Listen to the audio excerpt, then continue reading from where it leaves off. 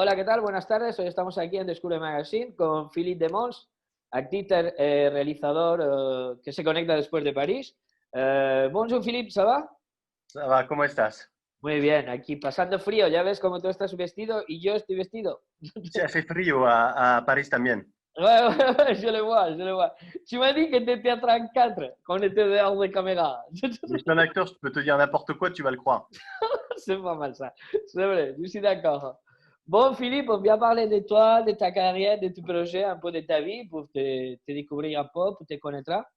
On commence avec la première question, que c'est un peu comment tu arrives dans le monde du cinéma. Comment tu arrives à être dans ce paradis, on va dire. Comment j'en suis arrivé à faire du cinéma? C'est ça la Oui, question. Alors, je vais avoir une réponse qui est assez intime en fait, mais bon, c'est pas grave, je vais te la donner. En fait, j'avais 19 ans et je jouais un spectacle. J'avais le premier rôle sur une comédie musicale et 4 jours avant la première, mon père est décédé. ok, Et en fait, je suis parti pour l'enterrement et on m'avait déjà remplacé. Et en fait, je suis revenu pour jouer. Et ce jour-là, je me suis dit que rien pourrait m'arrêter jamais. Et donc, j'ai joué le rôle. d'accord, Et pour moi, ça a été le moment fondateur en fait de ma carrière. Et d'accord, ensuite, bah, j'ai commencé à aller à l'école de théâtre chez Claude Mathieu. Et puis après, j'ai travaillé. Voilà. Et le d'accord. cinéma est arrivé plus tard. J'ai d'abord commencé par faire beaucoup de théâtre. Le théâtre, d'accord. Et ça, c'est alors, on va dire que c'était la mort de ton père qui t'a poussé à faire ça ou tu l'avais déjà dans la tête? Je l'avais déjà en tête depuis tout petit, depuis que Mhm, j'avais 6 ans. Tu vois, je jouais du Molière à 6 ans. d'accord, Mais ce moment-là m'a permis d'assumer que je ferais ce métier quoi qu'il arrive, quoi. Et que, d'accord. ouais, c'est une vocation que j'ai eue à ce moment-là. Ok. Et comment vous qualifiez en tant qu'acteur? Vous avez fait l'école, c'est ça? Vous avez fait l'école de théâtre à Paris? Ouais, j'ai fait une école qui s'appelle Claude Mathieu pendant 3 ans et demi. D'accord, Et ensuite, rapidement, j'ai commencé à travailler au théâtre parce que cette école permet de créer des compagnies. d'accord, Et ensuite, j'ai suivi pas mal de stages tout au long de ma carrière. Régulièrement, je fais je continue à me former. d'accord. Et notamment, en 2013, j'ai rencontré le stage du libre acteur. Donc, c'est Ok. là où j'ai commencé vraiment à développer cette méthode-là du libre acteur que j'enseigne aussi maintenant. D'accord, on parlera de ça un peu plus tard. Ouais, bien Primero, on sûr. va savoir qu'est-ce que tu as fait après l'école. Est-ce que tu peux nous parler un peu de ta qualification en tant de projet? Est-ce que tu as été dans les. Tu as dit tu as commencé pour le théâtre, mais tu Ouais. as fait du série, tu as fait du cinéma, tu as fait. Bah, en fait, moi, j'ai eu un problème capillaire, tu vois, bon. Ouais, Mais j'ai perdu mes cheveux à 19 ans, justement à la d'accord, mort de mon père. ok. Et ce qui fait que je n'avais pas la tête d'un mec de 20 ans, parce Ouais, que j'avais pas de cheveux, mais je ne pouvais pas non plus jouer les mecs de 30. ouais, Donc, c'était compliqué en termes d'image pour moi au début. ouais. Donc, j'ai beaucoup fait de théâtre très, très rapidement. J'ai enchaîné peut-être je sais pas, 30 spectacles. Ah ouais, Et puis ensuite, tout s'est rééquilibré parce qu'en fait, on travaille beaucoup sur l'image aussi, l'image que tu dégages, ce que tu renvoies. mhm, Et à partir de 30 ans, j'ai commencé à tourner, ouais, au d'accord, cinéma. ok. Et tu as fait en termes de comédien, tu en parles de comédien, mais tu on parle aussi de réalisateur. Ouais, Et j'ai vas-y, comment tu es arrivé à la réalisation? C'était un pas qu'il était prévu? bah C'était un hasard? non, en fait, ouais, c'est quelque chose que j'ai toujours eu en moi de diriger les acteurs. J'adore en fait diriger les acteurs. Mhm, Et j'ai mis en scène, quand j'ai entre mes 23 et 28 ans, j'ai mis en scène 6 comédies musicales avec mhm, des adolescents. d'accord. Et donc, en 3 semaines, on montait un spectacle. J'avais un gros budget et avec cet argent-là, c'était comme vraiment une carte blanche où je pouvais m'amuser à créer des Ah, choses. fait quelque chose. Et c'était assez fatigant, je t'avoue. Mhm, Et c'est ma copine Anna, à l'époque, qui m'avait dit, mais pourquoi tu fais pas un film? En fait, fais un film. Et là, j'ai écrit un film sur les adolescents. mhm. Et ça a été mon premier film. Donc, je suis arrivé à la réalisation par la mise en scène de D'accord, théâtre. ok. Ok. Bon, de toute façon, c'est un métier qui t'amène d'un côté à l'autre ou de l'autre côté à l'autre, non? Ouais, tout à Oui, il fait. y a un moment qu'il y a un pied dans chacun. Et OK, et vous travaillez à la part technique, comme on a parlé avant, le libre acteur. Ouais. Vous pouvez un peu parler un peu plus de ça? Qu'est-ce que c'est? Alors, le libre acteur, en fait, c'est Sébastien Bonabel qui a créé cette méthode de jeu, qui est D'accord. inspirée de la méthode Meisner, de l'Actor Studio, de pas mal de méthodes comme ça de jeu. Et lui, il l'a fait évoluer. Et en fait, le libre acteur, c'est beaucoup le travail sur l'autonomie de l'acteur. Mhm. Parce qu'en France, moi je ne connais pas vraiment comment ça se passe dans les autres pays, souvent les acteurs ont tendance à attendre beaucoup de leur metteur en scène, à attendre énormément à ce qu'on leur dise vraiment quoi faire, comment le faire. Et le libre acteur t'apprend l'autonomie déjà. Et Ouais. c'est beaucoup un travail sur le sens, le lien, la puissance, les circonstances. Mais l'idée du libre acteur, c'est vraiment de rendre le jeu extrêmement vivant et organique. Et, OK. euh, et moi, je fais partie de la compagnie de Sébastien, du libre acteur, et c'est notre quatrième spectacle. Et si tu viens voir le spectacle, le lendemain, tu verras pas le même. D'accord. On peut Parce parler que un peu de l'improvisation ou non? Ça n'a rien à voir. non, il y a pas d'improvisation, mais c'est un jeu qui, on est tellement en lien avec l'autre Mhm. que on va être différent chaque soir. On va jamais être dans un truc qui est, par exemple, on va jamais travailler à l'oreille. D'accord. Euh, et donc c'est un jeu qui est en fait très cinématographique, Mhm. mais au théâtre. D'accord, OK. Donc c'est Mais vraiment bien. c'est bien ça, ouais, ouais. Et OK. Et dans quelle série vous avez joué? Vous avez joué des séries, on a parlé avant, de séries. Vous pouvez nous filer quelques séries pour savoir si on reconnaît? Ben, j'ai tourné dernièrement dans Section de recherche, D'accord. TF1. J'ai été dans la série Sam, dans la série j'ai fait Plus belle la vie quelques jours. J'ai fait pas mal de petits rôles dans des séries françaises Mhm. et des rôles plus importants sur le web en fait. OK. Et dernièrement, j'ai tourné dans la série Sérieux qui est sur la chaîne Ça Capote. D'accord. Là, c'est Stanislas Gracian et Courban qui ont développé cette chaîne. Et là, on continue à tourner. On prépare des sketchs en ce moment là qu'on va tourner ce week-end. D'accord, OK. Mais vous, ça n'a pas arrêté. On fait des séries, on fait des cinémas, on fait du théâtre. Ouais, je fais tout. Je fais C'est pas de bien, porno, c'est bien, c'est bien. mais ça va. Et maintenant, maintenant, on peut parler aussi de la pièce que vous avez fait en théâtre, les chapitres 13. Ouais, Qu'est-ce que c'est cette pièce? c'était la folie cette pièce. Je crois que j'ai perdu, franchement, ouais, j'ai perdu 5 kilos sur la pièce. D'accord. Que j'ai repris ensuite quand voilà, je suis devenu père, j'ai évidemment grossi. Mais en fait, c'est donc Sébastien Azopardi et Sacha Danino qui ont écrit cette pièce. Ouais. Et c'est une pièce de Grand Guignol. OK. Ça existait après la Seconde Guerre mondiale, en fait. C'était pour que les gens puissent évacuer leur traumatisme de guerre. Donc, c'est des pièces où il y a des boyaux, du sang, des rats, des arrachages de dents, de la torture. Et en même OK. temps, c'est drôle. Et OK. donc, tu vois, on est entre la comédie, le drame, l'horreur. C'est vraiment une pièce d'horreur comique, quoi. Ouais. Et D'accord. on a joué ça au Tristan Bernard pendant 4 mois. Et moi, je crois que j'avais 13 personnages et donc j'avais 23 changements de costume. 13 Et personnages dans le même théâtre, dans la ouais, même pièce. ouais, donc moi, je Dans la passais même mon pièce. temps à faire plein de petits personnages et je me D'accord. suis régalé. C'était excellent, quoi. OK. C'est le stress. C'est pour ça que vous avez perdu le poids, parce que vous Bah, faisiez parce que l'exercice. c'est Ouais, ça, il faut tu cours courir. partout, t'as ton habilleuse qui court avec toi et puis ouais, ça va très très vite et c'est une pièce qui est là sur le coup qui est extrêmement rythmée, précise et D'accord. une pièce qui a eu le Molière bah, il y a 2 ans maintenant du visuel. D'accord. Et on C'est parlait de combien de hein, temps pour voir la pièce? Une heure et combien de demie, temps c'est ça ça? doit? Et il durait combien de temps la pièce? Une heure et Deux, demie? 12 heures? Ah deux ouais. heures. Ouais, Alors tu sortais bien motivé, bien. ouais. D'accord. Ok, parfait. Et si on parle de l'autre pièce que vous avez fait aussi, c'est Smoking. Smoke rings, ouais. Et Smoking, c'est quoi les concepts de Smoking? Smoke rings. Et Smoke Rings. Smoke rings. Sorry. Euh, no worries. Le smoke ring, c'est une pièce immersive parce qu'avec avec la compagnie du libre acteur, on fait beaucoup de théâtre immersif. D'accord. Et le principe, c'est que le spectateur est très proche de l'acteur. Mhm. Donc, autant te dire que là, en temps de Covid, on ne peut plus jouer. D'accord. Il y a plusieurs parcours de jeu. Mhm. Donc, le public se sépare en plusieurs, enfin en deux.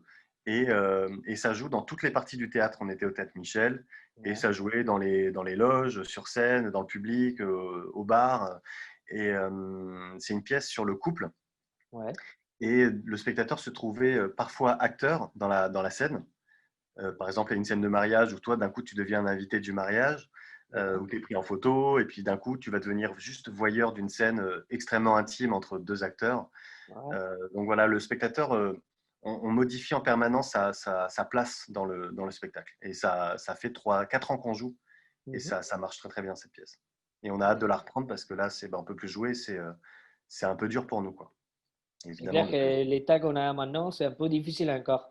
Mais on Ouais, était pire encore. On était confinés. ouais, ouais, c'est vrai. Bah Et là, pendant le confinement, c'était pareil. Vous pas arrêté non plus. Il y avait deux collègues à vous, Pauline Cassin et Romain Francisco. ouais. Et vous avez créé Touchish, Les touchy. les Touchis. OK. Et ça, c'était quoi? C'était une façon de ne pas s'ennuyer pendant le confinement? Bah, déjà oui, ça c'est sûr. D'accord.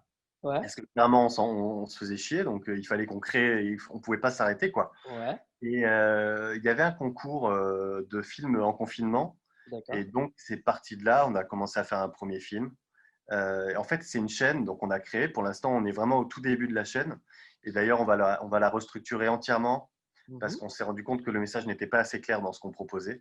Mais en gros, les touchy en anglais, c'est voilà, c'est ce qui est sensible et ce dont on ne peut plus parler. Parce qu'aujourd'hui, nous, on fait le constat qu'on est dans une société où c'est de plus en plus difficile de rire de tout. On ne peut Ouais. plus dire ce qu'on veut. Sur Internet, c'est que du bashing, tout le monde s'insurge et s'oppose. Et Ouais. nous, on a envie de rire des choses, on a envie de réintégrer un peu d'humour dans notre monde, quoi. Ouais. Et surtout aujourd'hui, parce que les gens, ils ont besoin de rire. Clairement. Et, Clairement. donc, on va traiter des sujets qui sont sensibles, c'est-à-dire, on a fait un sketch, par exemple, sur Polanski, sur OK. est-ce qu'on peut ou pas regarder J'accuse. Est-ce qu'on est un connard si on regarde J'accuse? Et, nous, on ne donne pas de réponse. On essaie d'ouvrir le questionnement pour que les Ouais. gens, à nouveau, puissent communiquer, en discuter sans s'opposer tout de suite, quoi. D'accord. Voilà, c'est un peu l'idée de notre chaîne. Et là, on prépare un icône sur le thème, c'est Je suis un jeu. Et Ouais. là, on va traiter de la censure. D'accord. OK. De la Ouais, ça, censure. c'était une question qu'on n'avait pas parlé avant, mais est-ce que vous pensez qu'on est dans une situation de censure? On dit qu'il n'y a pas de censure. Ah, C'est ambigu. je pense qu'on est dans un monde où la censure s'infiltre tout doucement. Et D'accord. en fait, ça fait ça tout doucement. Et si nous, les artistes, on n'est pas là pour continuer à lutter contre ça et à rester libre dans tout ce Mhm. qu'on veut dire, je Mhm. pense qu'on va vers une dictature. Mais D'accord. peut-être que je vais trop loin dans mon raisonnement, mais c'est ce que je perçois. Euh, j'ai la sensation on s'auto-censure, nous aussi, les artistes. Mhm. Et je crois que c'est très important de rester libre. D'accord, OK. Mais je pense que c'est une des façons de continuer à être humain, être libre. Parce qu'on vient d'être censuré déjà. On Ouais, a fait ce chemin déjà. Alors, il ouais. faut aller dans les chemins de la liberté. Et notre parent, notre grand-père, ils ont fait la guerre pour ça, pour être libre. Si Et on donc, revient derrière, c'est ça. on Il n'est ne pas beaucoup fort. faut pas baisser les armes, quoi. Vraiment. OK. Et bon, ça, c'est les projets qu'on a fait. Et on parle un peu des projets qui vont venir. Est-ce que vous avez des projets à faire? C'est Ah sûr. bah rien. Chômage partiel? Chômage partiel? Non, non, non, j'ai un long métrage. Je vais être dans le prochain film de Eric Ravel, Être en mouvement. D'accord. Voilà, donc c'est un long métrage qui se tourne actuellement, dans lequel je vais jouer avec Laure Calamy. Ouais. Et je sais pas comment ils font pour tourner parce que je crois que non, faut pas que j'en parle. Mais avec le Covid, je pense que c'est un peu compliqué, mais visiblement, ils tournent. Ouais. Et puis, je prépare mon prochain court-métrage en tant que réalisateur euh, qui s'appelle Au nom du Père. D'accord. Et c'est un film sur la frustration sexuelle dans les familles catholiques. OK. Voilà. Pas mal. Euh, je suis en recherche de producteur. J'ai toujours pas de producteur, mais là, c'est un peu compliqué en ce moment. On fait un appel alors? Ouais, vas-y. Ouais, on fait un appel.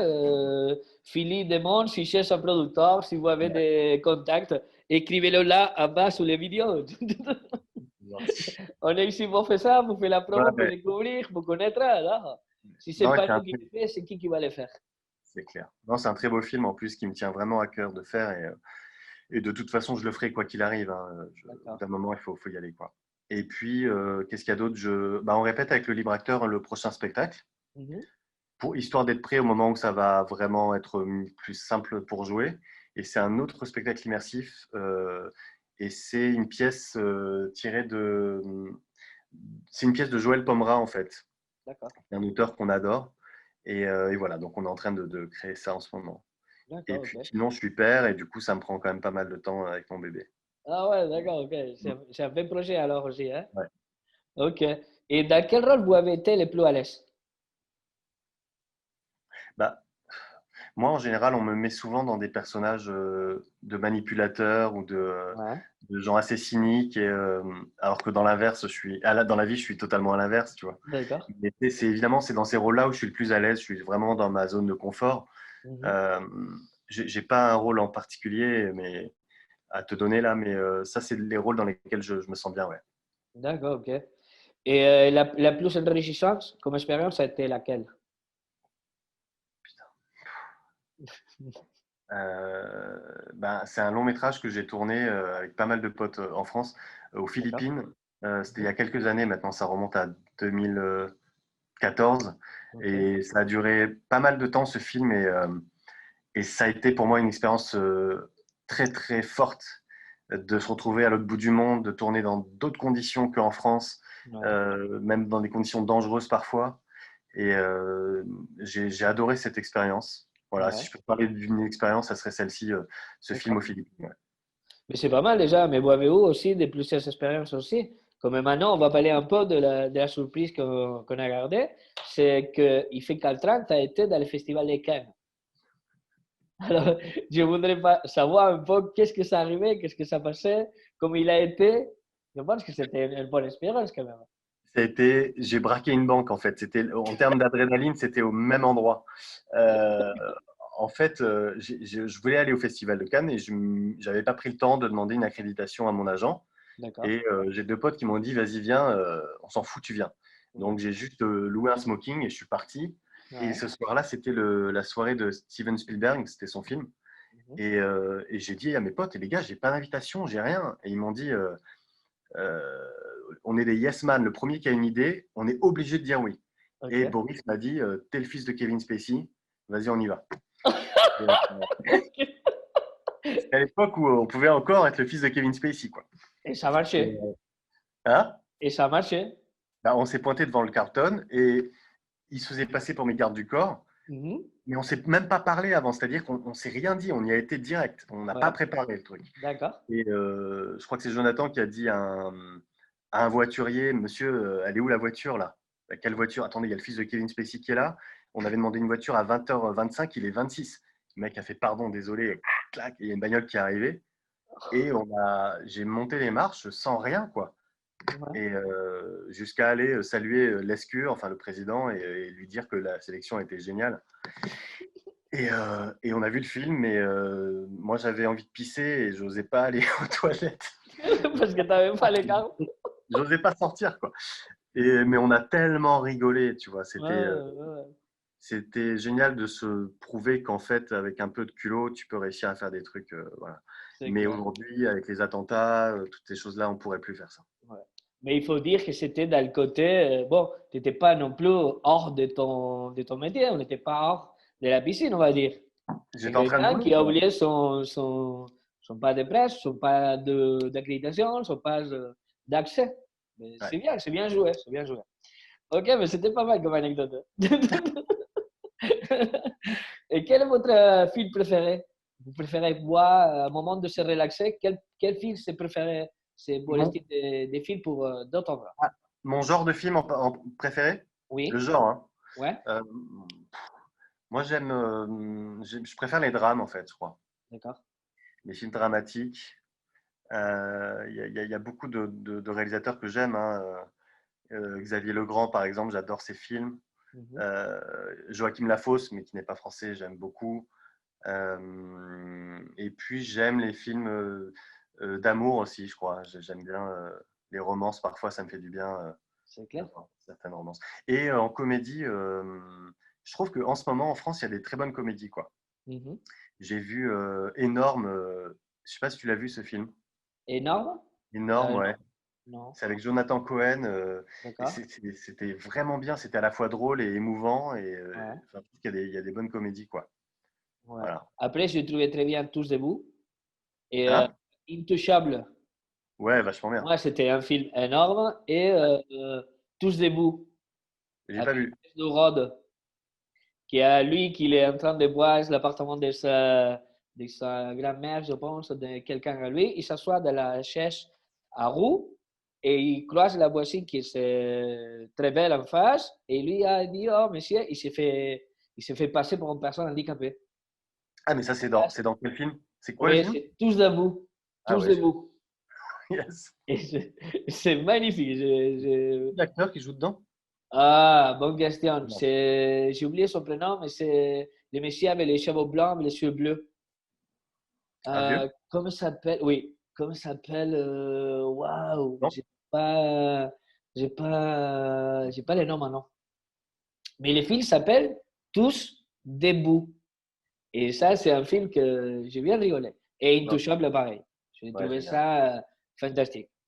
Et comment quelqu'un comme lui, il peut arriver à avoir un travail comme l'autre, et l'autre, comment il pourrait arriver à être dans ce personnage. Ouais, pour moi, c'était vraiment bien. Et ok, et votre scène la plus gênante, ça a été laquelle? Si, j'ai une scène, mais j'ose pas trop la dire. Mais c'était vraiment, Pourquoi? j'étais très jeune et je me suis retrouvé sur un film vraiment pas produit et c'était très bizarre. On n'a pas fini le film du tout d'ailleurs. Mhm. Et je me rappelle, c'était une scène où je devais. Non, mon personnage baisait avec une pute. D'accord, Et on s'est retrouvé à tourner dans un vieil hôtel tout miteux au Havre, au nord de la France. d'accord. Et en une équipe toute réduite. Et j'ai fait cette scène-là avec l'actrice, qui était super hein, d'ailleurs. Ouais. Mais je me rappelle avoir. Non, mais attends, je peux pas dire ça quand même. Mais bon. J'avais gaffé avec du scotch, j'avais mis mon caleçon, je l'avais gaffé, tu vois, Ouais. devant mon sexe. Ouais. Et voilà, et j'étais quand même assez gêné de ce moment-là où je trouvais ça absurde. Putain, mais qu'est-ce que je fous dans cet hôtel? Et en plus, les plombs, ils ont pété à un moment, il n'y avait plus de lumière. Enfin, c'était hyper bizarre. Ouais. Mais en même temps, ça crée des souvenirs, tu vois. Quand tu vis ça, tu as 23 ans et tout, c'était C'est génial. clair, c'est clair. Et tu as connaissé une autre fois l'actrice? Je ne l'ai jamais revu. D'accord, ok. Bon, on fait l'appel si tu veux rencontrer. Ouais. Ah si, j'ai recroisé une couple aussi, si, mais non, je ne vois plus. D'accord, ok. Tu sais, il y a Ok. des films. Ouais. Et bon, ça c'était les questions aussi. C'est quelle la meilleure collaboration que vous avez fait? Avec qui? Mais je peux pas répondre à ça. Allez, vas-y, balance. C'est ce que c'est, ça ferait des Deux, jaloux. Deux, mais deux. il y a tellement d'acteurs, tous les acteurs en fait, vraiment j'ai l'impression quasiment tous Ouais, les acteurs avec qui je joue, à chaque fois il se passe un truc, une rencontre, même si dans nos métiers, tu vois, c'est très court, on se rencontre, on joue et parfois c'est terminé, on se voit plus jamais. d'accord. Mais ouais, je peux te parler de Juliette Bontemps parce que tu la connais et j'ai adoré tourner avec elle. Cette scène a été géniale. C'était dans Ouais, le ouais, producteur. ouais, vraiment, j'ai flippé un peu, halluciné, on va dire, parce que la dernière fois, il m'a expliqué un peu que c'était flippé, c'était mauvais sens. Mais non, Ouais, j'ai halluciné comment, dans ton court-métrage avec elle, euh, comme tous les courts-métrages qu'il a fait un peu au Frère Victor, tu le vois dans son sens et tu ouais. changes la tête de l'autre côté, mais direct. J'ai trouvé ça fantastique. Il faut dire qu'il te cherche, c'est une dame qui te cherche. Est-ce que Ah, tu mais moi, arrivé à un truc pareil comme ça à la vie? Parce que les acteurs, des fois, vous avez des fans et tout ça. tu veux dire, est-ce que ça peut arriver ce genre de situation? Ouais. Une Ouais, bien femme sûr. qui tombe amoureux de toi. Ah, mais attends, mais moi, ça m'est déjà arrivé, hein. Ah ouais? Ah oui, bien sûr. Et Mm. comme t'as aussi de la même façon? La nana, je me rappelle, mais j'étais jeune, hein, mais elle s'était allongée à mes pieds en hurlant, en me disant épouse-moi, je t'aime. Et je dis mais moi je t'aime pas. Enfin, et ça, oui, ça m'est déjà arrivé, mais bon, mais j'étais jeune, j'avais 19 ans, tu vois. D'accord, Donc, ok. ouais, c'est des situations quand même assez rares. Mais c'est Ouais. une maladie, hein. Quand on arrive à ce niveau-là, c'est maladif. Ouais, on peut dire que c'est comment on dit ça? De le délire un peu, non? Ouais, ouais, c'est ça. Comme quelqu'un qui voit un Ferrari, mais qui ne peut pas la voir. Ouais. Mais qui voit un Ferrari, même s'il est bon là. Ok. Bon, et alors, est-ce que quand tu fais des tournages, tu as des objets fétiches? Ah, je suis pas du tout superstitieux, non. Non? Ok. Et tu n'as Non, rien. pas une préparation spéciale? Il n'y a pas un truc. Bah, non, je travaille mon personnage, enfin, je travaille la scène, tu vois, ce que j'ai à Ouais. jouer. Mais attends, est-ce que j'ai des. Ben, je mets du déo, je mets mon parfum, voilà, j'essaie de sentir bon. Mais non, je suis pas du tout superstitieux, moi. Ok, d'accord. Ouais, Mais après, c'est j'ai bien. des habitudes de travail, tu vois, j'ai une façon de travailler qui m'est propre. Hein. Euh, Moi, je suis pas le genre d'acteur qui va se concentrer, rester dans son coin, écouter de la musique. Moi, j'aime bien rester tout le temps en lien avec Mhm. tout ce qui m'entoure en permanence jusqu'à ce que le mec dise l'action. En fait, j'essaie de jamais couper mon lien avec ce qui m'entoure.